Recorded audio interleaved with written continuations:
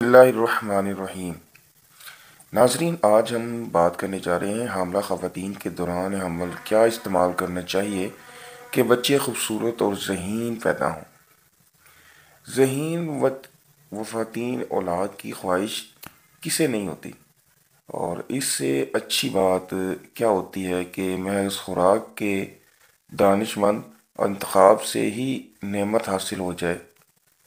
Canada کی university of Alberta کے سائنسدانوں نے ایک تازہ ترین تحقیق میں انکشاف کیا ہے کہ اگر حاملہ خواتین پھلوں کو اپنی روزمرہ کی خوراک کا حصہ بنا لے تو ذہین اولاد کا حصول واقعی مشکل بات نہیں۔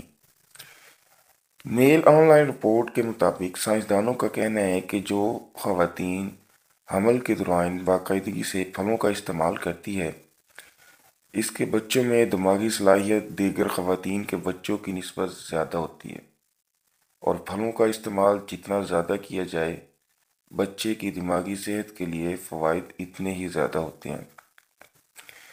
اس سے پہلے مچھلی کے بارے میں بھی یہ معلوم تھا کہ اس کے استعمال کرنے والی حاملہ خواتین کے بچوں کی دماغی زیادہ تیز ہوتے ہیں، دماغی حالت بہت زیادہ تیز ہوتی ہے۔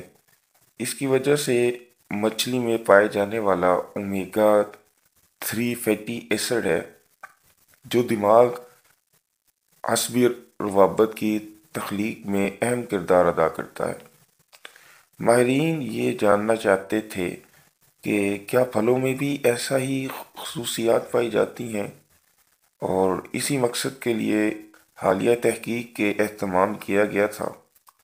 سائنسی جریدہ بائیو میڈیسن میں شائع ہونے والی اہم تحقیق کے متعلق وال اسٹریٹ جرنل سے بات کرتے ہوئے یونیورسٹی آف البرٹا کے سائنسدان ڈاکٹر مین ڈین کا کہنا تھا کہ تحقیق کے دوران بچے کی دماغی صلاحیت پر مختلف قسم کی غذاؤں کے اثرات کا مطالعہ کیا گیا، اور بار بار کے تجزیے میں یہ ثابت ہوا کہ بچے کی ذہانت پر پھلوں کا اثرات دیگر غذاؤں سے کہیں زیادہ ہے۔ اس تحقیق میں دلچسپ انکشاف بھی ہوا کہ بچوں کی ذہنی صلاحیت میں اضافہ حاملہ ماؤں کا غذا ہے۔ بہتر سے بہتر ہے کہ پھلوں کا استعمال کیا جائے، جبکہ پیدائش کے بعد بچوں کو پھل کھلانے سے ان کی عمومی صحت تو بہت بہتر ہوتی ہے، البتہ دماغ کی کارکردگی میں بھی نمایاں فرق آتا ہے۔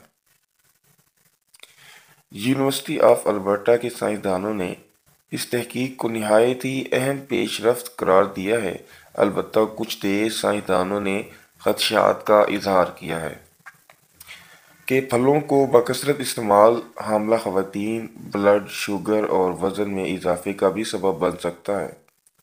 ان سائنسدانوں کا کہنا ہے کہ خواتین کو پھل ضرور استعمال کرنا چاہیے، البتہ ان کی مقدار محدود رکھنی چاہیے۔